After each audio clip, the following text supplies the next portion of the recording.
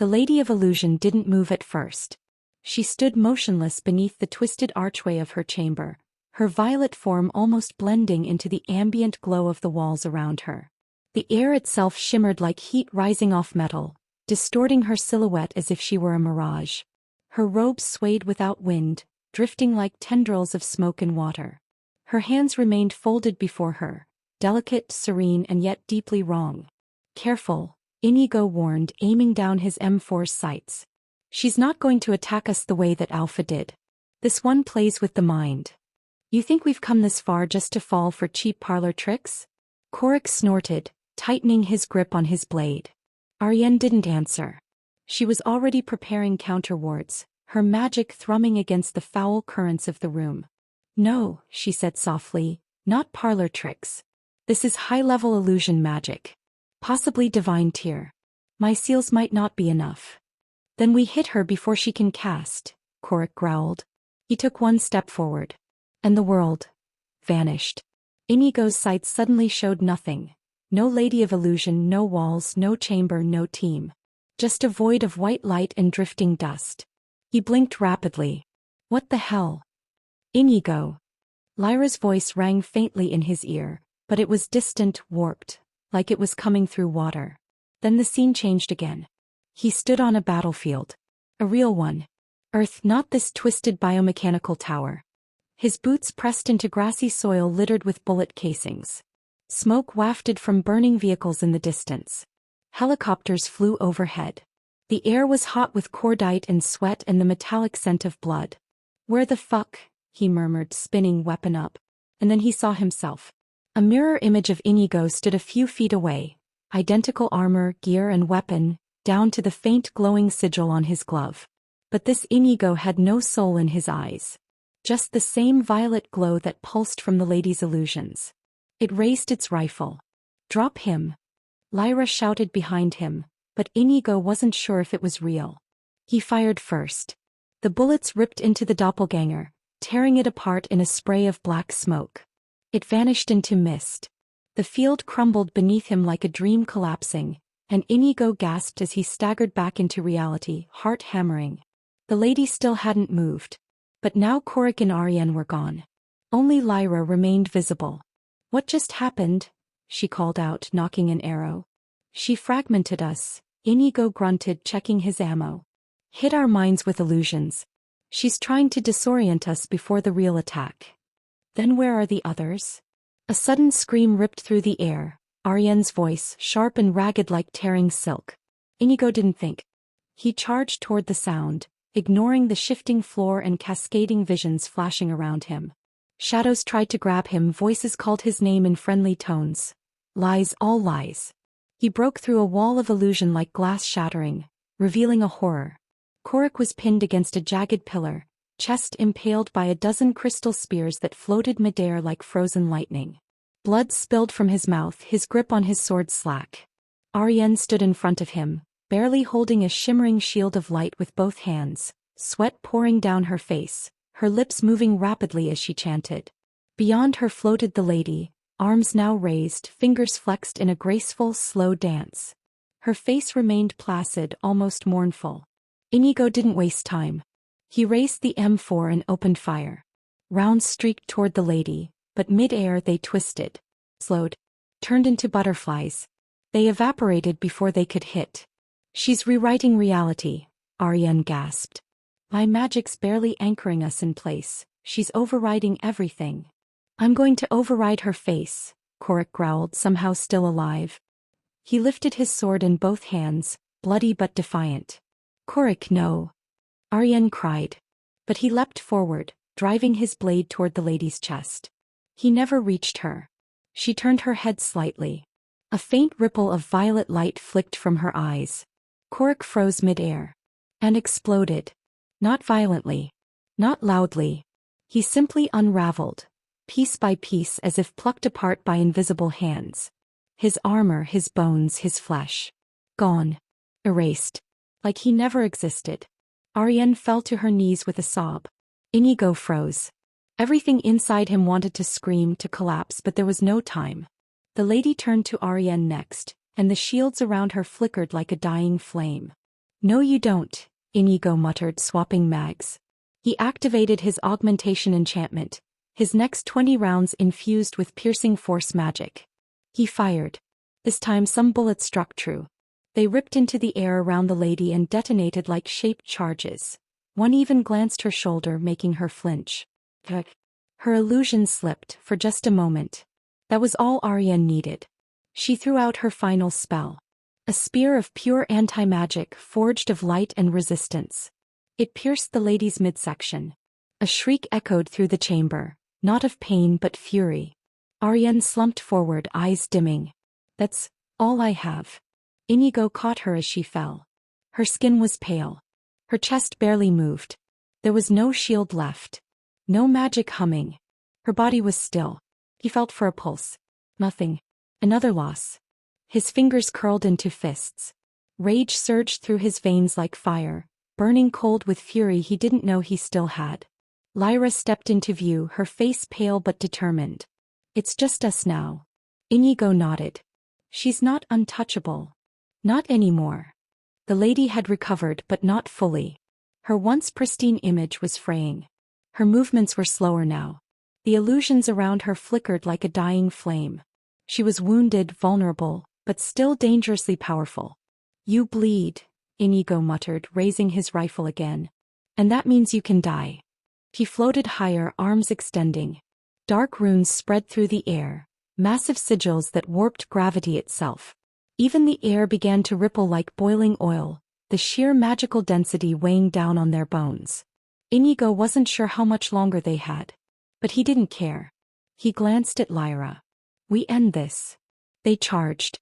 The Lady of Illusion floated high above them now, her glowing form pulsing with raw arcane energy. The runes she'd cast were still circling, warping the chamber's space and air into something half-real, half-nightmare. Every breath Inigo took felt like it came with a pound of pressure pressing on his lungs. But there was no turning back. He adjusted the foregrip on his M4A1 carbine, pulling it tight against his shoulder. Beside him, Lyra crouched low, her bow drawn, eyes locked on the lady's shifting form. We go on 3, Inigo said, voice tight-clipped. We stick to live fire and keep our heads clear. Don't believe anything you see unless it bleeds. Lyra nodded. 1. He pulled a flashbang from his vest and yanked the pin. 2. He threw it high. 3. The flashbang exploded midair in a searing burst of light and sound, forcing the lady to react. The shimmer of her runes twisted, faltering for a fraction of a second. That was all the window they needed. Inigo opened fire, controlled bursts. The 5.56mm rounds, enchanted by default from the earlier upgrade, traced across her silhouette, forcing her to maneuver midair. Lyra followed up with 3 arrows, all aimed at her lower torso. 2 deflected off her remaining illusion shields, but the third struck flesh, real flesh. It left behind a trail of black mist. She's not phasing fully anymore, Inigo said, ducking behind a chunk of fallen stone. We're grounding her. Then keep her grounded, Lyra called, rolling across the chamber and firing again. Her arrows glowed faintly now, light-imbued heads that sparked when they hit the runic walls, leaving visible trails. The lady countered at last. She flung a hand downward and cast a wide wave of psychic force. The air screamed. Stone cracked. Inigo felt like his brain was being twisted sideways, but his Ops Core helmet's anti-flash and sound-dampening tech kept him functional. He dove to the left, narrowly avoiding a slab of psychic energy that splintered a bone pillar behind him. That would have liquefied me, he muttered. He pulled his M203 grenade launcher from his side, already loaded with a 40mm round. He took a breath, peeked out and aimed directly at her altitude. Thump. The round left the barrel with a satisfying thunk and detonated just meters from her. The blast blew her sideways, knocking her against one of her own summoned sigils. It shattered like glass and she shrieked, a sound that pierced the soul. Inigo switched back to rifle and fired again. This time his shots found more purchase. One hitting her shoulder, another grazing her ribs. Blood, a deep violet, splashed into the air and turned into smoke before hitting the floor. The runes she controlled started spiraling faster, more erratic. The room itself began shifting again, the walls folding like pages of a book. But this time Inigo was ready. He toggled his and /PV31 night vision goggles. Not for darkness but for infrared and magic signature overlays. Her movements stood out in bright gold. Got you, he muttered. He tagged her with his PQ-15 IR laser, marking her for Lyra. She's right behind that twisted pillar. Lyra spun, loosed an arrow, and hit her in the leg. The lady cried out and vanished in a blur of smoke, but this time her cloak didn't reform properly. A chunk of her torso flickered. She's losing her illusion focus, Inigo said, sprinting forward and leaping onto an elevated platform. We keep the pressure up. The lady retaliated with a sharp gesture. Reality bent again. This time they were flung sideways into what looked like a moonlit forest. Trees surrounded them. Wind whispered in a language they didn't know. Inigo blinked. He looked at Lyra. Not real. He turned in a circle, nothing, no threat in sight. Then the shadows moved. A dozen cloaked figures stepped forward. They looked like versions of people they'd lost. Korik, Arien, even Inigo's old unit from Earth. All of them were smiling. Peaceful. Don't listen, Inigo warned, raising his rifle. The specters advanced. He fired again, short bursts. The illusions flickered, shattered, but new ones took their place. Behind him, Lyra shouted in alarm as one of the fake Koriks got too close. Enough. Inigo pulled his M67 frag grenade, pulled the pin and threw it into the center of the illusions. The boom was immediate. The entire false forest shattered like a mirror. Back to the chamber. Back to the real fight. The Lady of Illusion was visibly weakened now. She stood on the edge of her floating dais, bleeding from 3 spots. Her lips were curled into a snarl, less ethereal now, more monstrous. She wasn't smiling anymore. I'll end your bloodline, she spat, voice layered with echoes as if spoken by hundreds. No thanks, Inigo said. Already ended yours. He pulled out his final weapon, a Carl Gustav M4 recoilless rifle, modern and brutal. He slung it onto his shoulder, adjusted the aim and targeted the lady's dais. Lyra gave him a wide berth. Eat this. The 84mm round flew true. It struck the edge of her dais, and the explosion blasted her backward into one of her own corrupted pillars. She shrieked, twisting in the air. Another sigil shattered. He hit the ground hard. For a second the chamber was silent. Then she rose. Slowly. Unsteadily. Her robes were torn, her face bloodied. Her eyes still glowed, but dimly. Lyra, Inigo said. Your last shot. Lyra drew a special arrow. One she'd enchanted herself with Arienne's help weeks before. A pure white head tipped with runes of clarity. She took a breath. And fired. The arrow hit the lady's chest and didn't explode. It imploded. The lady let out one final scream and her form began to collapse in on itself, sucked into a tiny point of light. Her illusions shattered. The runes vanished and the air cleared. Silence. Real silence. Inigo staggered forward, breathing heavily. Is she dead? Lyra lowered her bow. I don't know. The ground beneath them rumbled. A pulse of light surged through the floor and for a second, it felt like time stopped. Then, nothing. Just the ruined chamber. Then we hold until we're sure, Inigo said. No mistakes. They stood there for minutes. Maybe longer. But the lady did not return. And for the first time since Hollowmere, Inigo allowed himself a breath of hope. The silence that followed was heavy and wrong. Inigo stood still, his chest rising and falling in shallow, ragged breaths. The tip of his M4 carbine trembled slightly in his grip, held low but ready.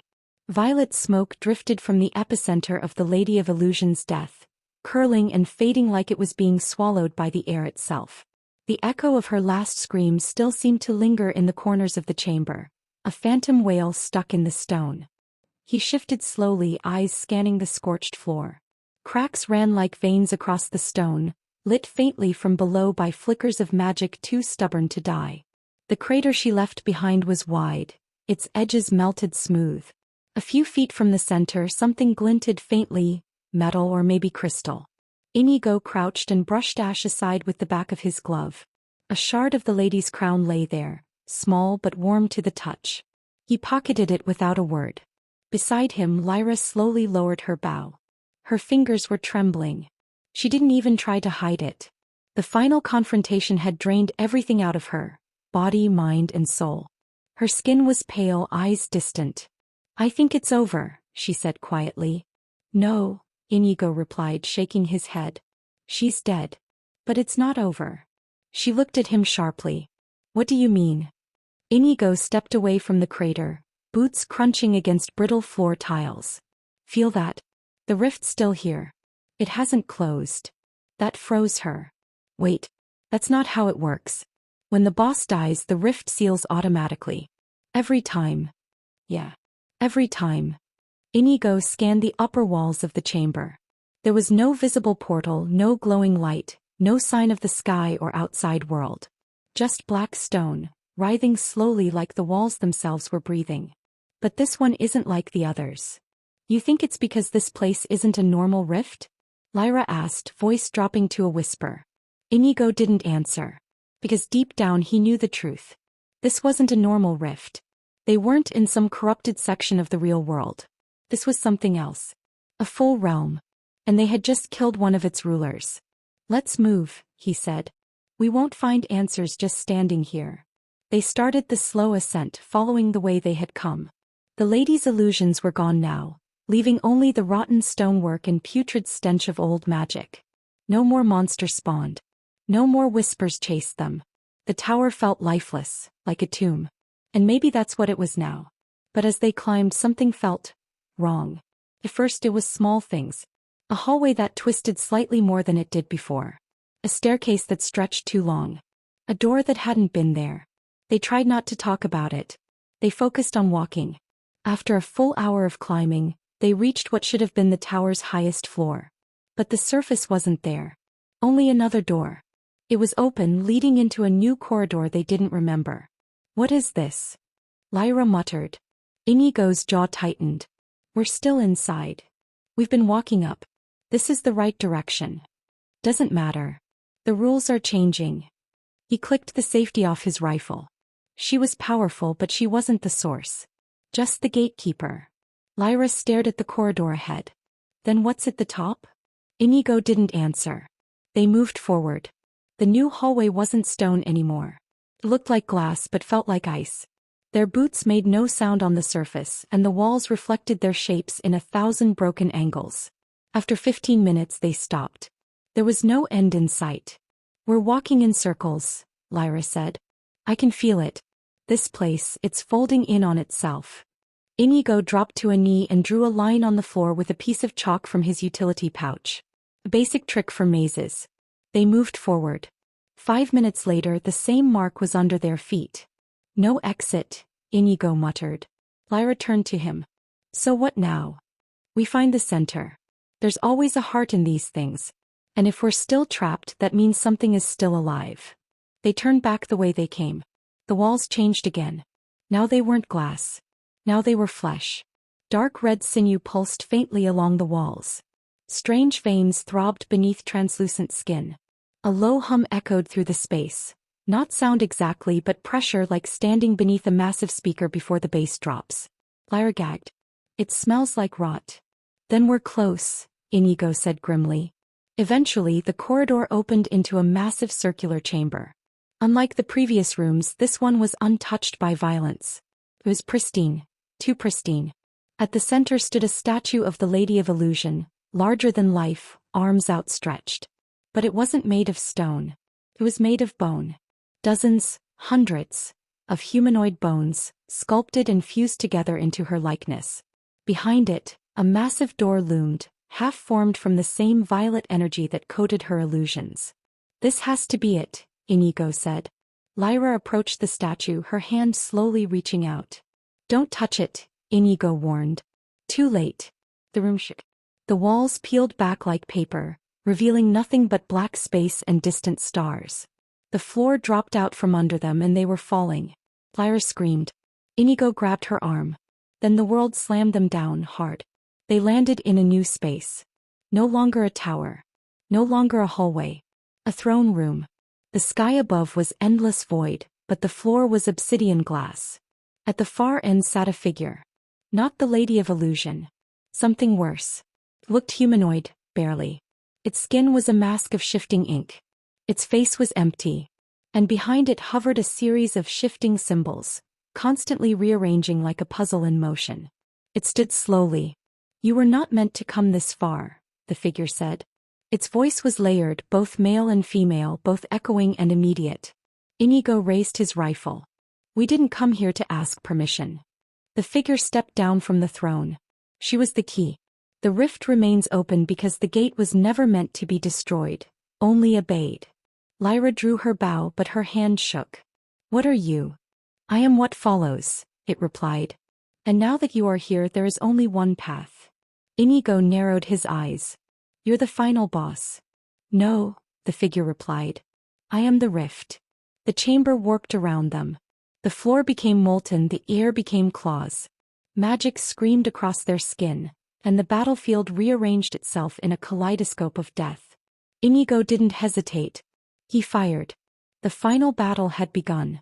They weren't escaping until it ended. Inigo's back slammed against the obsidian floor. The echo rang for miles.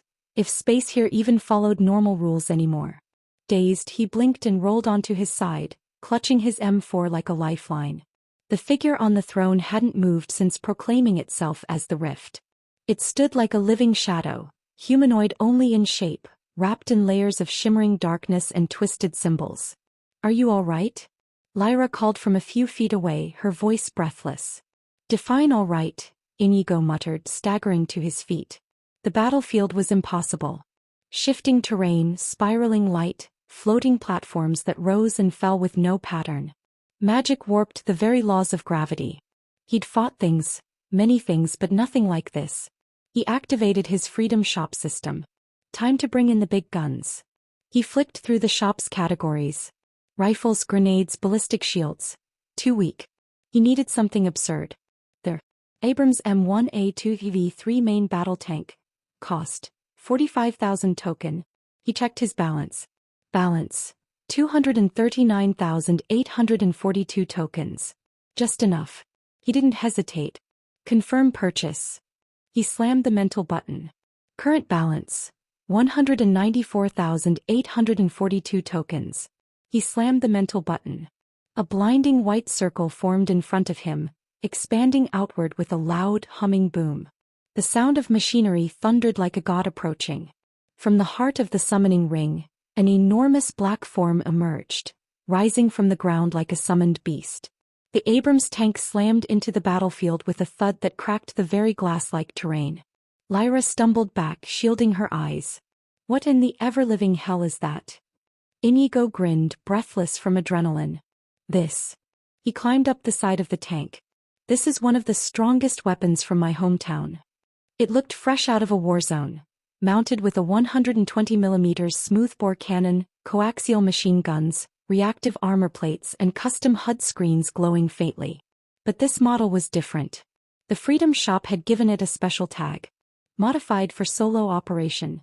Combat AI assist enabled.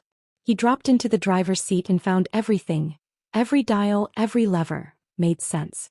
Like he'd trained with it for years. Some interface flashed across his vision, embedding data into his brain. Targeting, elevation control, autoloader toggle, manual override.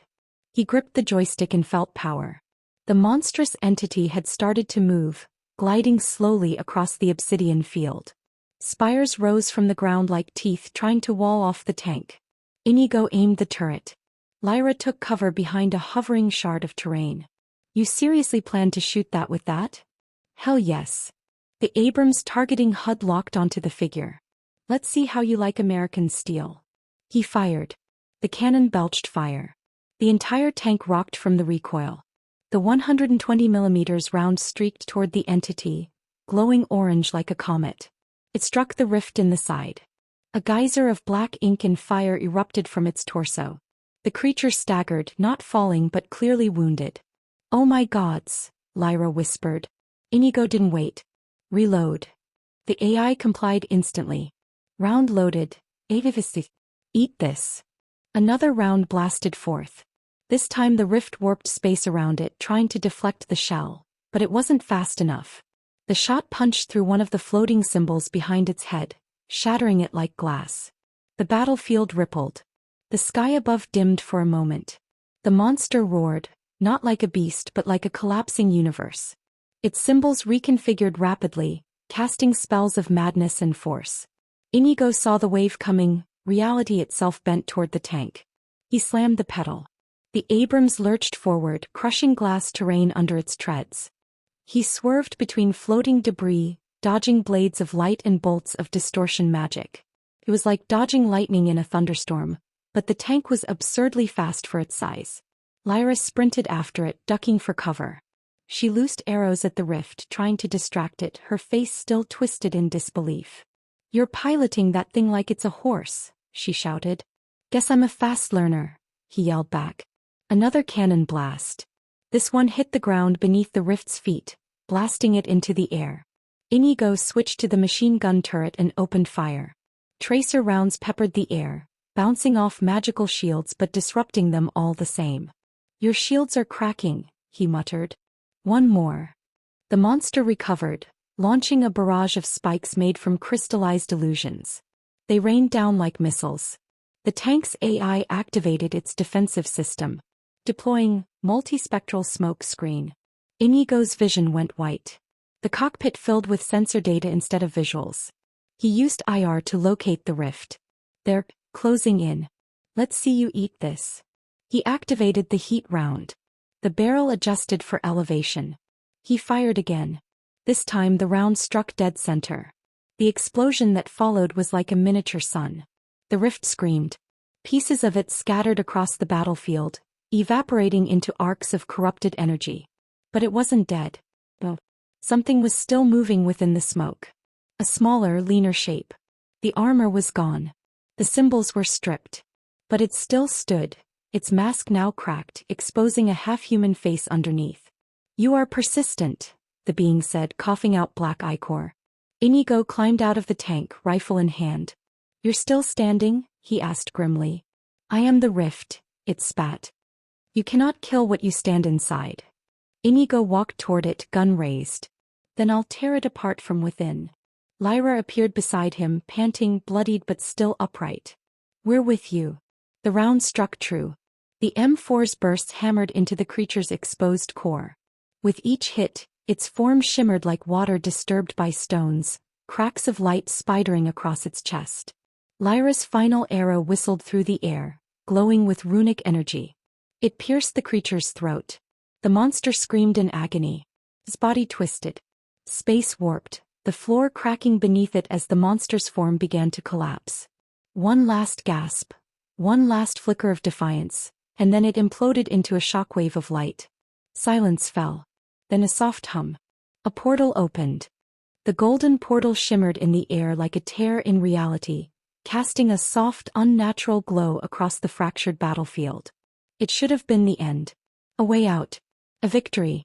But just as Inigo stepped toward it, hands still gripping the rifle tightly, a familiar, too familiar voice broke the stillness. "You really thought I'd die so easily?" Both Inigo and Lyra froze. From the dissipating mist and curling smoke she emerged. The Lady of Illusion. Whole. Alive. Elegant as ever. Her long violet robes drifted like smoke behind her, her expression unreadable but calm. Her feet barely touched the cracked obsidian floor, gliding across it like she never belonged to the same world they did. "Impossible," Lyra whispered, raising her bow instinctively. We watched you die." "I don't die that easily," the lady said, smirking. "What you killed was a projection, a vessel. My core essence never left the rift. I simply chose not to return until now." Inigo stepped forward, cautious. "Then why are you here? Why help us now?" The lady turned slightly, gesturing gracefully to the portal with a flick of her wrist. "Because I opened it. You wouldn't be able to leave this realm otherwise." That stopped him. "What?" She gave him a patient look. "This rift is a sealed realm. Not just a pocket of distortion like the others you've wandered through. You're inside a plane created by me. It doesn't follow your world's laws. There is no door unless I open one." Lyra narrowed her eyes. "Why would you help us? You were trying to kill us 5 minutes ago." "I was testing you." The lady tilted her head. "At first, yes, I fought to defend my post. That was my purpose. But then he intrigued me." Her eyes rested on Inigo now. Soft. Curious. Studying. You. Inigo blinked. Me. There's something about you. Something not bound to this realm. Something that doesn't belong here. She smiled faintly. You don't even know it yet, do you?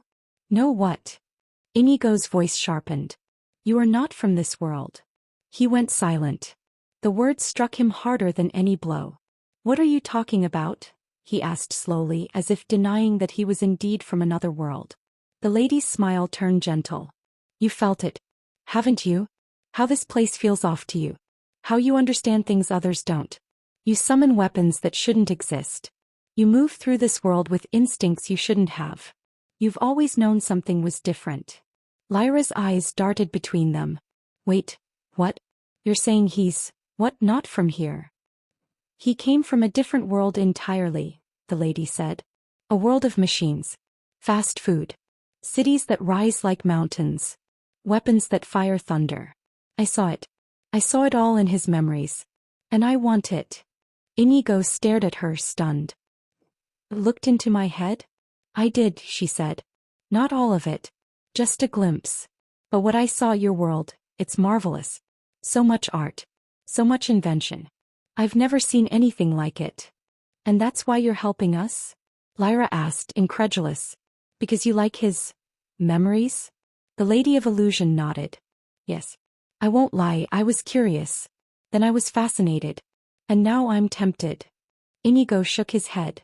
Tempted to do what? To change sides, she said simply. To leave this place. To learn from you.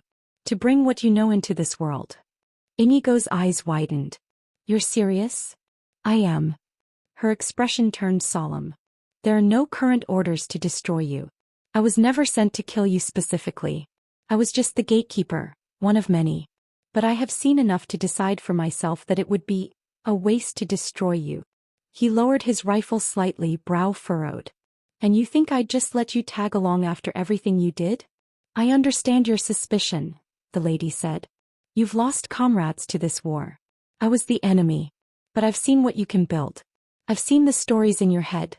The ones with heroes, machines, magic that exists only in pages. Light novels. Your world turns dreams into entire cultures. I want that. Lyra blinked, looking at Inigo. What's she talking about? Inigo groaned, rubbing the bridge of his nose. Oh God. The lady gave a soft, amused chuckle. You think it's embarrassing? Those stories stirred your soul. They gave you purpose when your old world tried to break you. Don't underestimate them. Lyra, still recovering, gave Inigo a look. So all this time, you were from another world? That's why there are so many peculiar things about you. Well, I was hinting it to you all the time that I'm not from this world. I can't say it outright because that's the logical thing to do. Not to mention, Inigo added with a tired sigh, I figured no one would believe me unless they saw it for themselves. Guess a tank was enough proof. Lyra just stared, her mouth slightly open. You're serious? You're really from another world? I am, Inigo confirmed more firmly this time. I used to be a high school student back there. City kid. I played games, read manga, watched anime. The usual stuff. One moment I woke up here. So that explains your magic, you can summon things from your world, Lyra said. Kind of like that, Inigo said. But that's not important, the important thing here is this fucking demon wanting to switch sides because of my memories. I don't think you have forgotten that you killed 2 of my comrades. You demon slaughtered humans. And you think I'm going to let you go away with it? Why's that matter? The Lady of Illusion asked. Humans slaughtered our race too. And you are not from this world. So why do you care about this anyways? Our war doesn't concern you. Still, I can't let you just join us, you are a demon. I don't think you would pair well with us humans.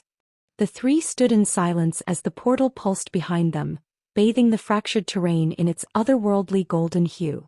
Wind whistled through the hollow realm, cold and surreal, as if the rift itself were holding its breath. Inigo kept his face neutral. Calm. Measured. But behind his still eyes, a plan had begun forming the moment the Lady of Illusion declared her intentions. Switch sides. Walk freely after everything she'd done? Well, he gave her a long look. Well, you're not wrong, he said finally, letting his voice soften. My world was different, complicated, but amazing. I didn't appreciate it until I lost it. The Lady of Illusion tilted her head, almost studying the emotions behind his words. It's what makes you special. You're tethered to a memory no one here can even comprehend. That alone gives you power. Inigo gave a shallow nod. Yeah. It does. Lyra glanced at him, suspicious, but said nothing. She trusted him, enough to stay quiet. The lady smiled. So, will you accept my proposal? If we're to work together, we'll need to cross into your realm. I can only hold the portal open for so long. Inigo walked closer, boots clicking on the obsidian floor. What happens when we get there? I hide in plain sight, she said smoothly. You show me your world, your systems, your structures. I learn. And eventually I help recreate it here without war. That was the final lie she didn't realize she told herself. There was no such peace in her. I can live with that, Inigo replied. She smiled brighter, and for a moment, just a fleeting second, she seemed almost human. Inigo opened his system quietly. Freedom Shop accessed. He flicked quickly past the traditional weapons, past the high-caliber rifles and LMGs. He needed something specific. Powerful. Instant. There. Purchase. Railgun. Backpack-mounted, experimental. Cost. 82,000 tokens. His balance dropped instantly. Current balance. 112,842 tokens. The weapon appeared behind him in an instant. A compact but heavy backpack materialized, slinging onto his back with a magnetic hum. The targeting HUD began sinking with his left eye. It felt like cold steel digging into his spine, but he didn't flinch. The Lady of Illusion didn't notice. You must think me a monster, she said, her voice unusually soft. But I've seen what power does to your people too. You build magnificent things, but your world was still crumbling when you left it, wasn't it? Yeah, Inigo admitted. It was far from perfect. They were almost at the portal now. The swirling golden rim trembled like rippling water. Lyra kept behind Inigo, sensing the change. She glanced at the backpack he wore and noticed the faint humming. Her eyes widened a bit, but she didn't speak. She knew what was coming. You still haven't told me your name, the lady said, glancing over her shoulder at Inigo. Inigo, he said quietly. Inigo, she echoed. A foreign name. It suits you. Inigo smiled faintly. Lady of Illusion, right? You may call me Solyra. He nodded, internal system charging the railgun silently.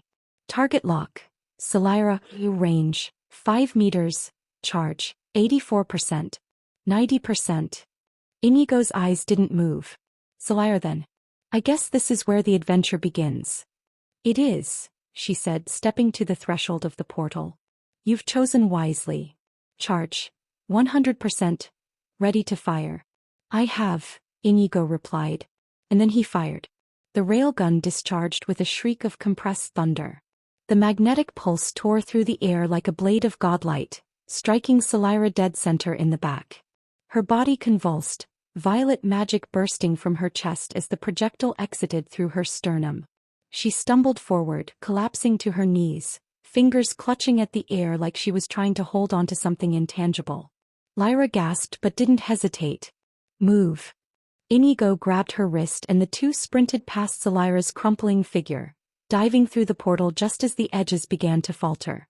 Behind them, they heard one last choked whisper from the Lady of Illusion. Liar. And then the portal closed. The world shifted. Inigo hit the dirt hard, the cold bite of highland air rushing into his lungs. He rolled, coughed, then opened his eyes to see sky. Real sky. Above them stretched clouds dyed in pastel orange and pink, the sun just beginning its descent over distant hills. Windspire cliffs sprawled out before them, lush, wild, beautiful. He pushed himself to his feet, helping Lyra up with him. They were back. The rift was behind them now. Gone. They stood there for a long moment, saying nothing. Lyra was the first to speak. You killed her. I had to, Inigo said, looking out toward the horizon. Why would you trust a demon wanting to be a companion? That must be some stupid move. You pretended to trust her, Lyra said. I did, he replied. I couldn't trust a demon even if her intentions are true. It just doesn't make sense to me.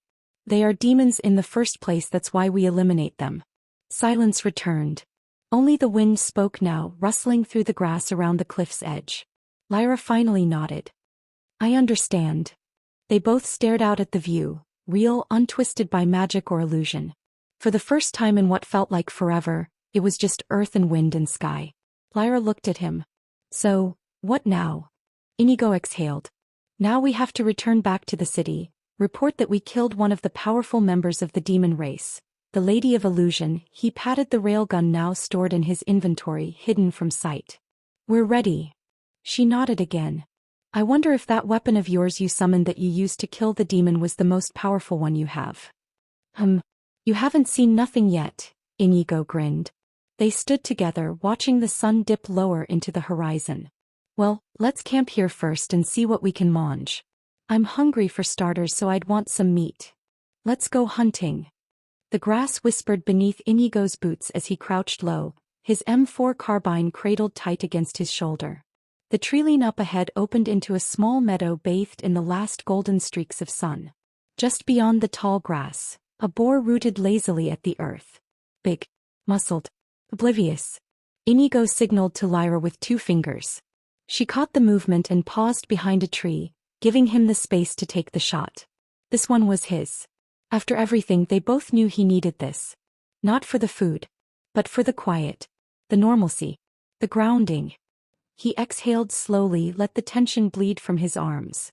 The rifle was familiar weight, a piece of his old world strapped to his present. He didn't even need the optic. Just muscle memory. The boar twitched, ears flicking. But the suppressed shot cracked like a whisper and the creature dropped without a sound. Inigo lowered the rifle. Clean. Lyra stepped up beside him, giving the fallen animal a nod of respect. Nice shot. That should feed us for a couple days. Let's not waste it, Inigo said, kneeling to start the field dressing. His combat knife slid cleanly under the hide, practiced and methodical. Blood stained the grass, but neither of them looked away. They worked without speaking. The forest around them began to hush, the wind sighing gently through the canopy. Somewhere a bird called. It was a peaceful kind of isolation, empty in the way that made space for thought. By the time they made camp, the sun had disappeared beyond the cliffs, casting the landscape into soft indigo shadows. Lyra gathered dry wood and Inigo got the fire going with practiced ease. Sparks danced upward, vanishing into the growing night. Fat sizzled as boar meat roasted over open flame. Inigo sat with his arms resting over his knees, watching the fat drip and crackle.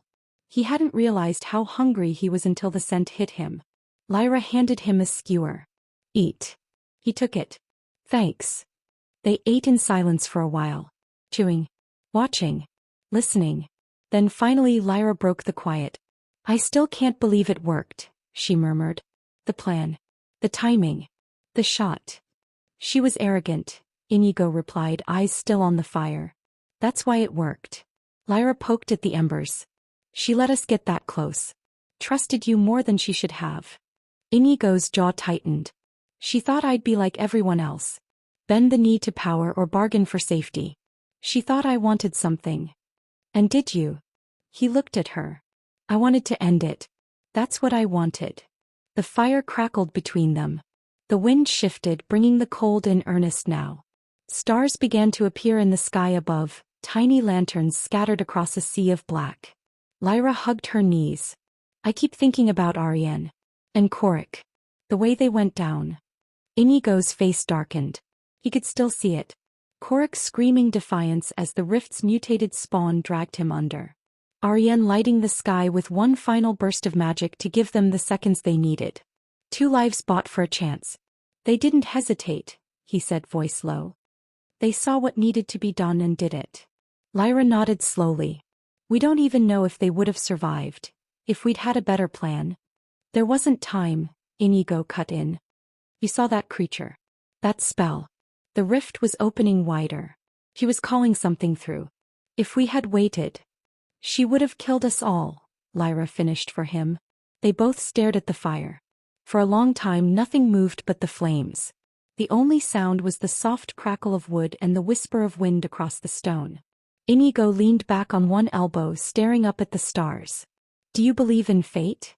Lyra blinked. What? He gestured at the sky. I used to think everything was random. That the universe didn't care. That you make your own luck, live and die by your own grit. And now? I don't know, he admitted. But I survived something no one should have. Got pulled into another world. Was given a system that shouldn't exist. If that's not fate. He trailed off. Lyra followed his gaze. Maybe it's not fate. Maybe it's punishment. He turned to look at her. She didn't flinch. We survived. They didn't. Maybe that's the price. Inigo didn't respond right away. He sat up, stirred the fire with a stick, then added another log. The flames licked higher. I don't want it to be punishment, he said. I want it to mean something. She smiled faintly. Then make it mean something. They fell into silence again. Eventually, Inigo unrolled his coat and laid it across the flattened grass. Lyra did the same on the opposite side of the fire. They lay facing the warmth, backs to the wind, the flickering glow casting shadows across their tired faces. Before sleep claimed them, Lyra's voice broke the silence one last time. Do you think it's really over? Inigo opened his eyes and stared at the dying fire. No. She nodded as if that was the answer she expected. Then sleep took them both, fitful but real. And in the darkness beyond the cliffs, something shifted far away, as if the world had taken a breath, and wasn't finished yet. Lyra shifted in her bedroll, the firelight casting soft shadows over her cheek. Inigo remained awake, watching the embers pulse and collapse one after another. Every flicker reminded him of a moment. Coric's last scream, Ariane's eyes as she looked back one final time. There had been no time for goodbyes. No time for anything but action. He sat up, pulling his knees close. The stars seemed brighter now, more vivid against the canvas of night.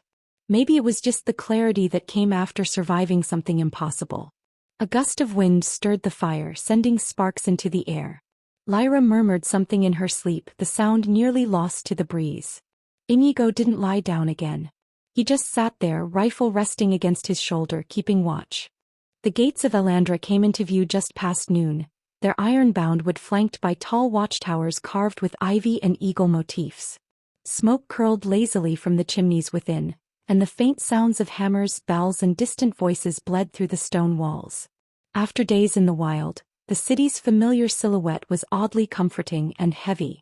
It meant explanations, truths, losses. Inigo adjusted the sling of his M4, the matte black weapon now dulled by dust and wear. Beside him, Lyra pulled her cloak tighter around her shoulders. They'd spoken little that morning, save for the necessary. Words had become heavy. Each one risked opening wounds neither of them were ready to touch. The guards at the gate barely questioned them. The moment they saw the guild insignia sewn into Lyra's collar and the state they were in, mud-slick boots, dried blood on Inigo's gloves, they simply nodded and opened the way. The guards didn't smile. Adventurers coming back without a full party told its own tale. The city buzzed around them, unaware. Merchants called out prices for figs and linen. Children chased each other across the cobbled streets. Smiths hammered iron in rhythm. But to Inigo, it all felt like a painting, colorful, vivid, and silent beneath the roar inside his head. They reached the Adventurers Guild within minutes. The facade of the Adventurers Guild loomed like a fortress between the market square and the Temple Road. Banners flapped gently in the breeze, each bearing the same sigil, a sword over an open book framed by a broken chain. The symbol of free men who fought not for kings but for coin and cause. Inigo pushed open the heavy oak doors. Inside, the main hall was bustling. Adventurers leaned on tables scattered with mugs, half-eaten meals, and dice. Quest boards lined the far wall, and the scent of sweat, smoke, and old wood hung thick in the air. The moment they stepped through, a familiar voice called out. Inigo? Lyra? Elise. The receptionist, hair tied neatly behind her head, guild uniform crisp despite the hour, had leapt from behind her desk. She hurried over, wide-eyed. God's your back. But where's? She stopped short. Her gaze flicked between them, registering the silence, the grime, the blood. Where's Ariane? Coric. Inigo opened his mouth, but no words came. Lyra stepped in quietly. We lost them. The words hit like a hammer. Elise blinked, lips parting, then closed them again. I'm sorry. I didn't know. Inigo nodded slowly. They fought till the end. They didn't run. Elise looked like she wanted to say something more, but didn't. Instead, she simply nodded and stepped aside. Guildmaster Thorne's upstairs. He's been expecting you. They climbed the spiral staircase that led to the upper offices. The hallway above was quieter. Stone walls bore framed maps and faded banners from past campaigns. A soft breeze from a high window stirred dust motes in the light. At the far end stood the Guildmaster's door, tall mahogany, and lined with brass runes that hummed faintly as they approached. Inigo knocked once. "Enter," came a deep voice from within. They stepped inside. Guildmaster Thorne stood behind a wide desk littered with parchments, quills, and a half-drunk glass of spiced brandy. He was a bear of a man, gray-streaked hair, heavy beard, and arms like tree trunks beneath his coat of chainmail. His sharp eyes studied them before a word was spoken. "I count two," he said simply. Inigo gave a curt nod. "We lost Korik and Ariane in the rift. They didn't make it out." Thorne exhaled slowly, rubbing a hand down his beard. "Tell me everything." And they did. Lyra took the lead, recounting the journey to the rift, the first signs of corruption, the battles that followed, and the appearance of the Lady of Illusion. Inigo filled in the rest. The deception, the bargain, and the final shot. When they spoke of Ariane's sacrifice, of Korik's defiant last stand, the room seemed to still. Even the air felt heavier. When it was over, Thorne leaned back, silent for a long while. "I always knew," he said finally, "that the day would come when we'd lose people to the rift. But I had hoped, not like this. Not them." He stood and moved to the tall window overlooking the city square. "The Lady of Illusion is dead. That will shift the balance. The demons will know. They'll feel it." "She died thinking she had won," Inigo said, his voice low. "That was her mistake." Thorne turned back. "You did well. Both of you. You've not only completed the mission, you've prevented a second incursion. Whatever she planned to bring through that portal, I'm guessing it would have leveled this city." Lyra nodded. "I'll make sure their names are carved on the Hall of the Brave," Thorne said, referring to the marble memorial downstairs. "And you'll be given full honors. Gold bonuses. Title advancement. The works." Inigo didn't respond to that. It didn't feel like a reward. It felt like a debt. "Do we know if the rift is truly closed?" he asked. "Scouts will confirm," Thorne said. "But based on what you've described, the portal is gone. It's dormant again. We'll continue monitoring. And you two will take a week's rest. Mandatory." Inigo looked up. "What if I don't want rest?" "Then fake it," Thorne replied, his tone leaving no room for argument.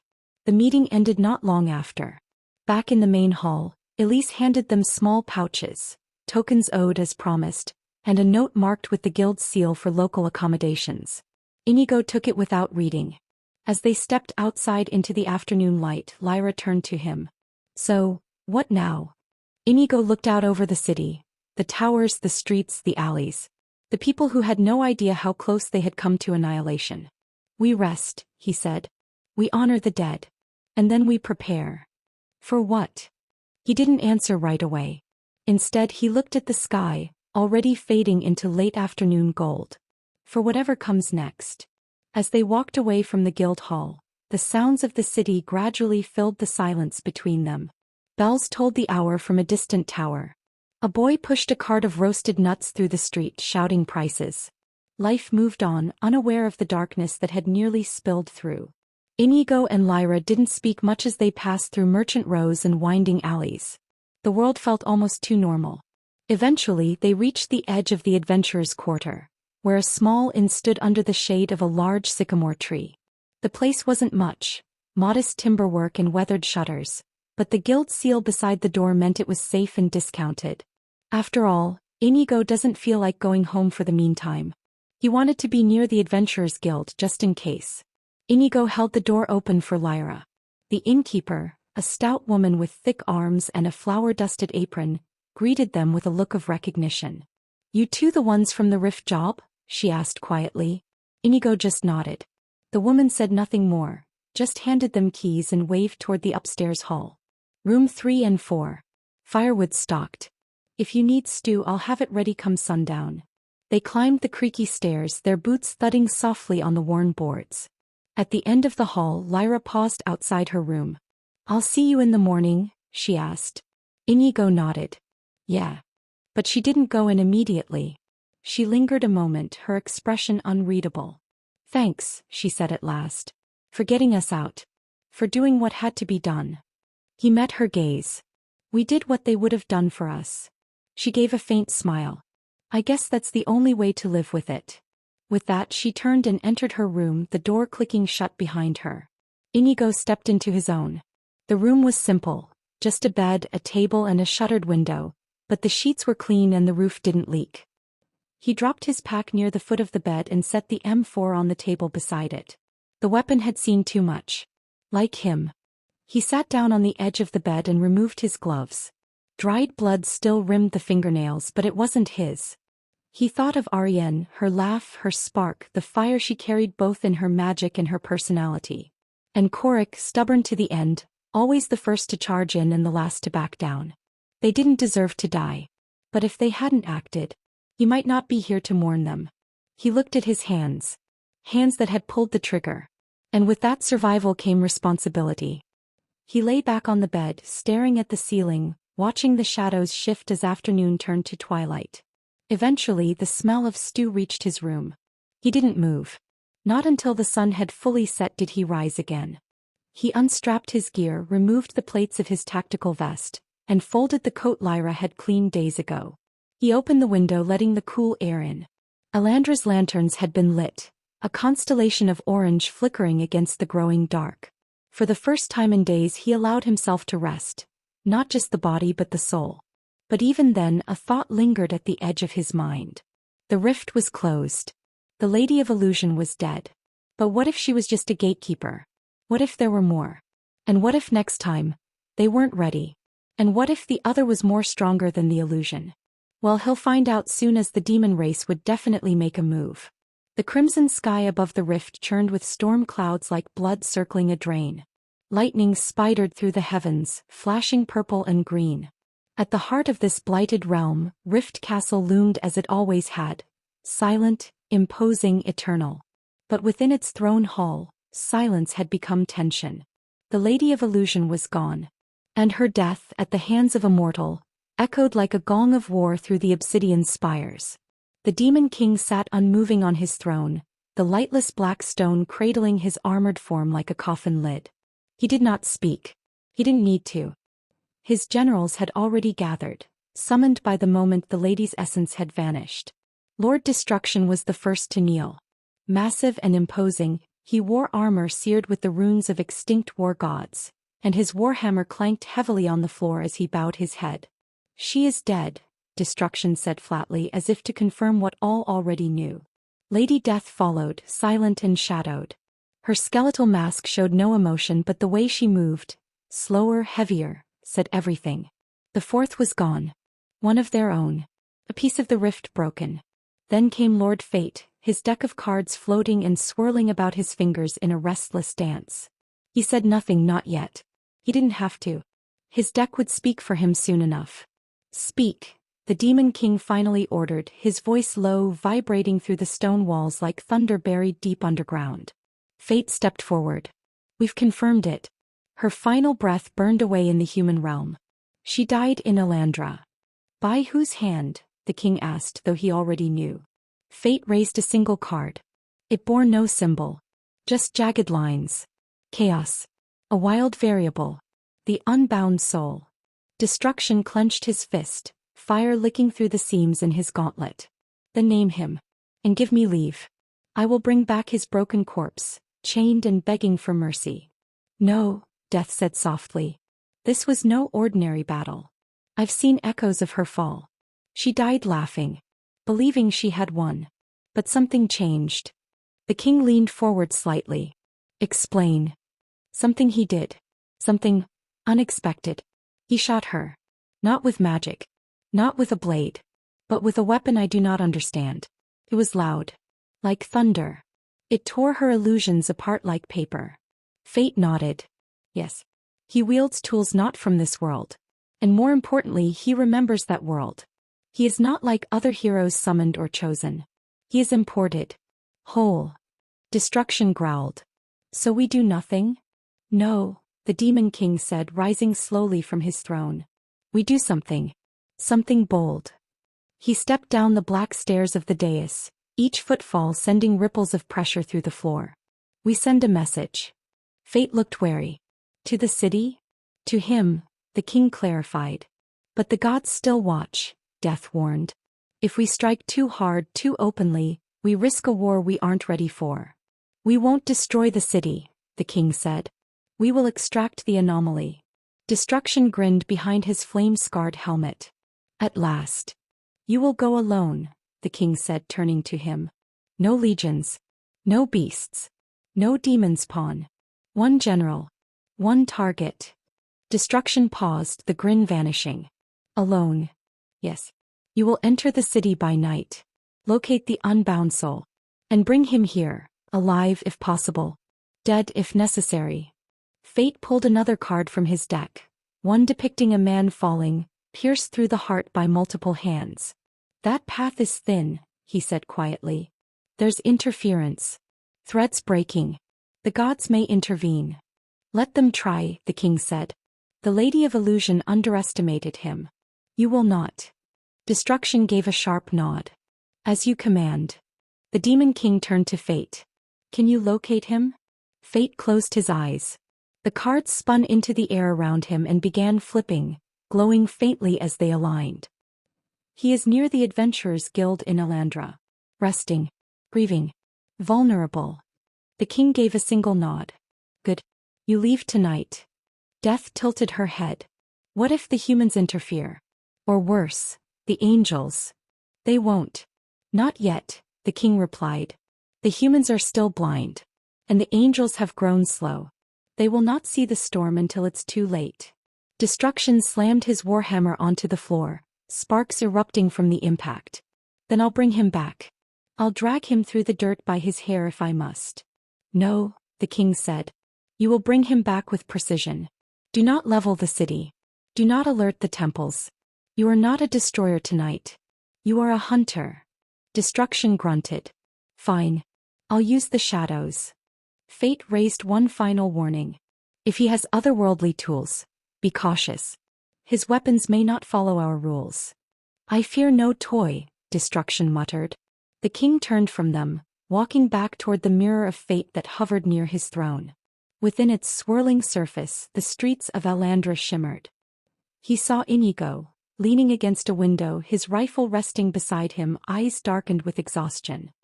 He doesn't know what he's waking up, the king said softly. He thinks this is over. He thinks he's survived. Death's voice came quiet behind him.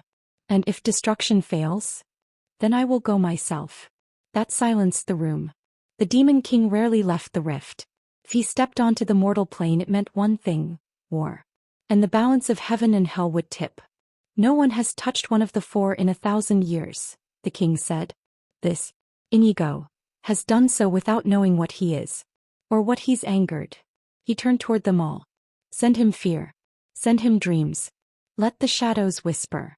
And if he still doesn't listen, the red sky outside cracked with thunder. We will burn the world around him until he crawls to us. Destruction turned, flames licking around his shoulders as he marched toward the exit. Fate gathered his cards and bowed once before vanishing into a ripple of air. Only Death remained a moment longer. I wonder, she said softly. Will he become our enemy, or our heir? The king said nothing. He simply stared into the mirror, watching the unbound soul sleep. And in the streets of Elandra, the shadows began to move.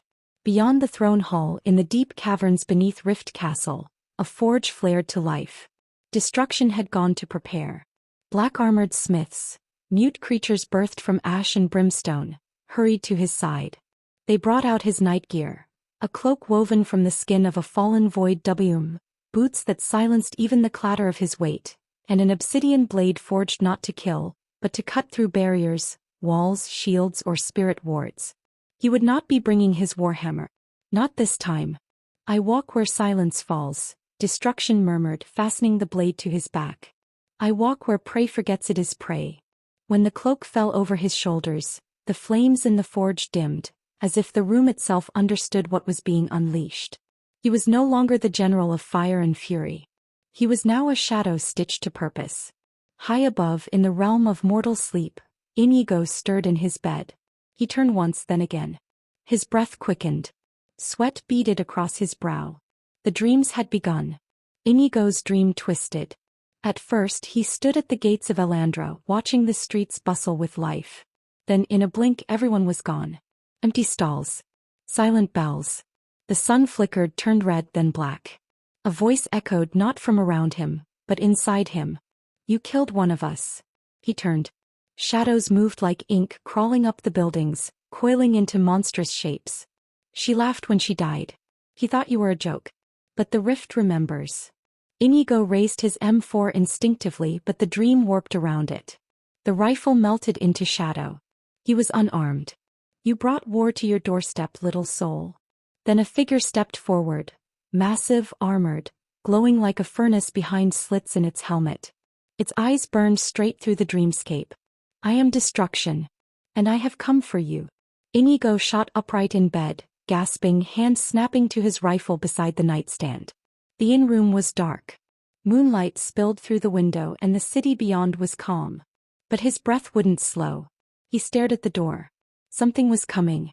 Far beneath the rift, the Demon King stood once more before the mirror. The vision faded now, flickering back to darkness. He didn't need to see more. He had sent his message.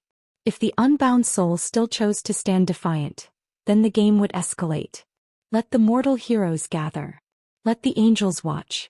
Let the gods debate. The king turned from the mirror, descending into the black corridors that fed the veins of the rift. He moved without a word, vanishing into the dark. Because the next time he appeared, it would not be in council. It would be on the battlefield. And the world would know what it truly meant to awaken the wrath of the rift.